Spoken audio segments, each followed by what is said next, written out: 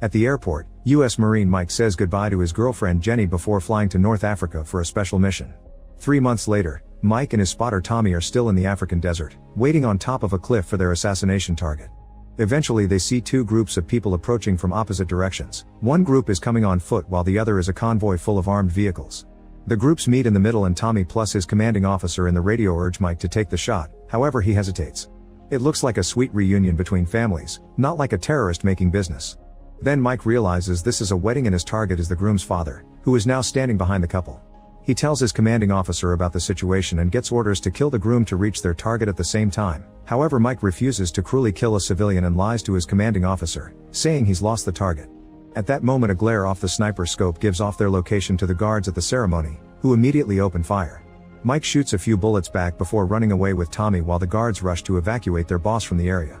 Some of the guards start making the way toward Mike and Tommy in their vehicles, so the duo has no choice but to jump and roll down the hill. They run to hide behind a rocky formation and Tommy calls his commanding officer to ask for rescue. However, his GPS has broken and he can't offer their exact position. The enemy is getting closer, so Mike shoots at the hill to make them go in a different direction. Suddenly their enemies leave because they see there's a sandstorm coming. Mike and Tommy decide to use it as cover and walk through it as Tommy makes another call. His commanding officer tells them to reach a village located 5 hours to the west so they can be picked up. Eventually the duo manages to get out of the storm and starts walking under the unbearable desert sun. Tommy talks all the time and shares stories about his son and wife at home, but Mike still doesn't say much. Frustrated, Tommy points out that something is obviously eating Mike on the inside and asks about Jenny, wondering about the possibility of marriage. Mike explains he does want to marry her but he can't yet because it's complicated. Moments later they get a message on the radio explaining that the main team has had complications and the new pickup spot has been chosen, meaning the duo will have to cross the desert to get there. Because of the dunes, the radio won't always work so they'll have to be extra careful. After lots of walking, Mike and Tommy encounter the sandstorm again and stop to wait it out. They can see a guy with a child at the end of a rope walking through the storm, but they don't seem to notice them back so the duo doesn't shoot. As the wind blows, a warning sign comes off its pole. Once the sandstorm is gone, Tommy and Mike continue to walk under the scorching sun. Suddenly the warning sign lands right in front of Mike's feet. He can't read it, but the skull obviously means danger and he remembers that the USA has buried tons of landmines in this area. However, Tommy thinks Mike is taking it too seriously and explains it's a trick from the locals to keep enemies away from their villages. Tommy also points out that turning back means dying of thirst, so he just keeps going, confident that the sign means the village is near. After a few hours of walking, Mike freezes when he steps onto something, but it's just a little toy soldier. He puts it away in his vest before noticing that Tommy is out of water, so he shares his own. Desperate to keep the mood up, Tommy begins walking backward as he keeps teasing Mike for overthinking things. Suddenly a click can be heard and Mike tries to warn his friend, but it's too late. Tommy takes another step and a landmine explodes. As his ears ring, Mike takes a step towards Tommy, only to hear another click. He freezes in shock as he realizes he's standing on top of a landmine and can't move without activating it. Once the sand from the explosion clears out, Mike can see Tommy has survived but lost both his legs. He can't stop yelling in pain and begging for help, so Mike yells back to calm him down and explain the situation. Under Mike's guidance, Tommy tries reaching for his bag with the radio, but the pain is too much. His mood gets worse when he looks down and discovers he's missing his legs, causing him to freak out. Mike calms him down by reminding him of his family and mentions the medicine injections they carry in their vest. Tommy immediately takes both instead of saving one for later like Mike says. Then Tommy tries for the bag again and this time he reaches it, but unfortunately the radio isn't working. Getting desperate, Mike considers stepping away from the landmine because there's a chance it's old and broken. However, the risk is high and Tommy wants him to live, so he takes out his gun and asks Mike to send his love to his son before self-deleting. Mike yells in frustration and grief, but quickly stops himself as he realizes freaking out may make him fall. Then he starts lowering his body extremely carefully until he's down on one knee and uses his knife to gently move the sand. He finds some round metal under his foot, confirming he's on top of a landmine. Unbeknownst to Mike, a man is watching from afar but leaves without helping. Next, Mike puts together his shoelaces, the strap from his gun, and his axe to create a hook. He throws it a couple of times to try to get the bag but it won't reach far enough. Moving carefully again, Mike stands up and almost falls when throwing the axe, but thankfully he recovers just in time. Now he finally can drag the bag toward him and grab the radio, only to discover the battery is dead and the spare is in Tommy's vest. At least the radio can be sun-powered, so he leaves the small panel on the ground to let it charge. Afterward, Mike keeps himself busy by going over his supplies. A few hours later the radio finally charges and Mike gets to talk to his commanding officer, explaining the situation and requesting extraction. However, the officer isn't happy about the failed mission, and since Mike doesn't have GPS and has one leg in Death's realm already, he isn't considered high priority. The helicopters can't fly because of the sandstorms, so Mike will have to wait 52 hours for a convoy to pick him up. Mike isn't sure he can survive that long, but he has no other choice and starts a timer on his watch.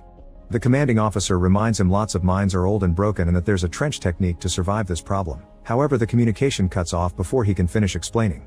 A few hours later, Mike eats some of his rations, noticing he doesn't have much left. Suddenly the sandstorm starts approaching again, so Mike quickly covers his face, grabs his things, and bends over to wait as still as possible against the wind. His body trembles a lot, but Mike is strong and gets through it without activating the landmine. Once the storm has passed, Mike looks around and discovers the wind pushed Tommy's body right next to him. After covering his friend's face with his hat, he opens the vest pocket and finds a picture of Tommy's family. He takes a minute of silence and puts it back before finally grabbing the battery. Unfortunately, the wind has blown the bag too far and now he doesn't have access to the radio. The depressing irony makes Mike laugh. As time passes, Mike can't do anything but wait. He covers his head to protect it from the sun and drinks the last drop of water. Getting desperate, he shoots a few bullets at the sky and yells for help to no avail. He begins considering self-deleting as his only option, but at that moment he sees a Berber man pass by. Mike points his gun at him and asks him to stop, but the Berber doesn't listen and keeps moving. Thinking he may not speak English, Mike makes exploding noises to indicate this is a landmine area. However, the Berber just mocks him. Then the guy starts walking toward Mike in a zigzag pattern. Suddenly he asks why Mike is stuck, revealing he understands English. Mike explains the situation as he continues to ask for water and the radio. However, the Berber mocks him for not moving. He does take his flask but doesn't help with the radio. He just leaves while ignoring Mike's yelling and questioning if his weird movements help him avoid mines. Hours later, Mike forces himself to pee in a bag to drink. He barely takes a sip before a little girl shows up, running toward him in the same zigzag pattern. She gives him his flask full of water and Mike drinks as he guesses she's the Berber man's daughter. Then the girl takes out a toy soldier from her bag and Mike shows her the one he found in return, so she uses both to represent him and Tommy. Without using words, she pushes the toy to tell Mike he needs to move on. Mike says he can't move and starts yelling for the radio without meaning to, so the girl just leaves. Later, as the sun starts to go down, Mike plays some songs on his phone and starts a fire. He can hear animals howling in the distance, so he distracts himself by looking at pictures of Jenny on his phone and watching a video she specially made for his departure as a good luck charm. Eventually the fire goes off and Mike falls asleep while looking at his watch. His father appears in front of him and punches him, triggering a memory of the abuse he suffered as a child. This causes him to wake up right before he falls. Then Mike tries to restart his fire, but at that moment he hears the growling of wild dogs coming closer. He starts shooting in the dark, but none of his bullets hit. Deciding to risk using the flashlight, he discovers one of the wild dogs is taking away Tommy's bag and there's another walking toward him. After changing guns, he opens fire again, hurting the dog. As the creature steps back, it activates a landmine, and the resulting explosion scares the pack away. The next day the Berber visits Mike again, calling him a lucky man for surviving so far. The Berber explains he doesn't know where the landmines are and he just walks like that to get better chances. He thinks Mike is afraid of moving on physically because he isn't able to do it in his soul and asks why Mike became a soldier, to which Mike answers that he had no reasons to stay anymore. At least this time the Berber brings over the radio and Mike quickly changes the battery, but it still won't work. Then the Berber grabs Mike's face and tells him to be a free man. This causes Mike to hallucinate the man as Tommy telling him to live, but once he blinks the Berber is far away. A few hours later, Mike cuts his boot because his foot is red and swollen. He also uses his knife to kill a scorpion. Eventually the heat becomes too much and he takes off his vest. It's clear that the whole experience is affecting him mentally. He starts seeing hallucinations and interacts with them as if they were real by yelling at them, punching them, and even shouting in frustration. Every time this happens, a clicking sound can be heard. He even sees Tommy's body standing up and announcing they're going home, but he quickly disappears. In the evening, Mike continues to try to contact the base while Tommy's hallucination tells him that he's just killing the battery. At that moment his phone starts ringing and Mike sees it's a call from his dad, so Tommy has to point out it isn't real. Mike snaps and pushes him away, so Tommy reminds him this is happening because Mike never worked through his inner demons. Mike says that having left Jenny makes him as bad as his father, but Tommy reassures him he isn't. A flashback reveals that Mike asked Jenny to marry him but she turned him down because she also thought he had some self-healing to do first. In the present, Mike almost falls asleep, but at that moment the wild dogs arrive again. They activate a landmine and move away from the explosion, but this time they don't leave. Mike shoots in the dark ahead of him, only for Tommy to warn him to watch out. Suddenly a dog approaches him from the side and bites his arm, so Mike shoots it. Then Tommy convinces him to try the technique his commanding officer mentioned, thus Mike desperately starts to dig in the sand. Unfortunately the dogs jump on him to attack and push Mike away before he can finish the trench, causing the landmine to explode and hurt him. As he falls dead, Mike blinks and realizes the explosion was a hallucination, but the dogs are truly attacking. Determined to survive, He grabs his knife and starts killing them one by one, getting several bite wounds in the process. During the fight, he keeps thinking about the times he was punched in the past. By morning time, all the dogs are dead and Mike has survived. At that moment the radio finally activates and Mike learns that the convoy is delayed because of an attack, so he'll be picked up in 17 hours.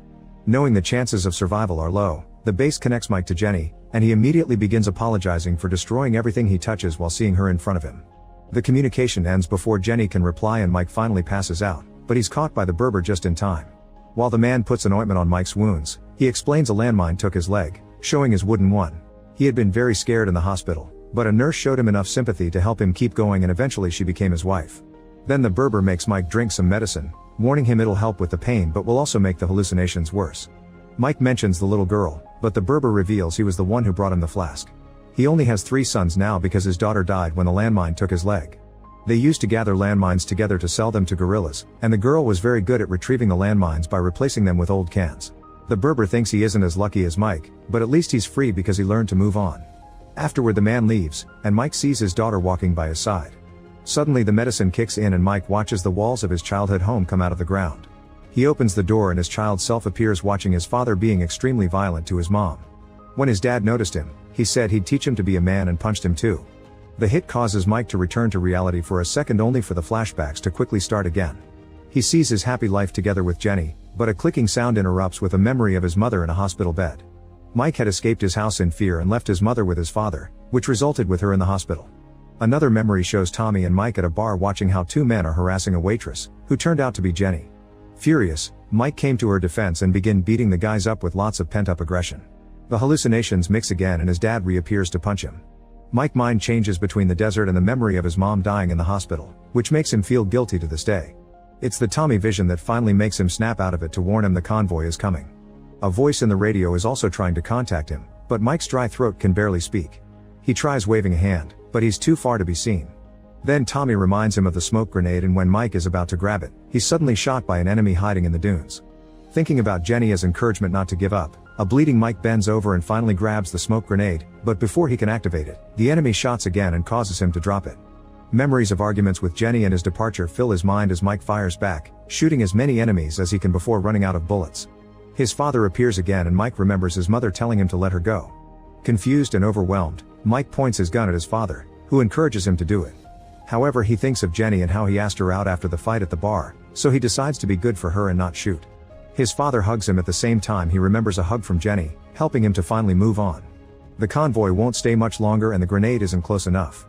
Mike remembers the Berber's words and carefully steps away from the mine, but nothing happens. Shocked, he digs out the mine only to discover it was one of the girl's cans all along.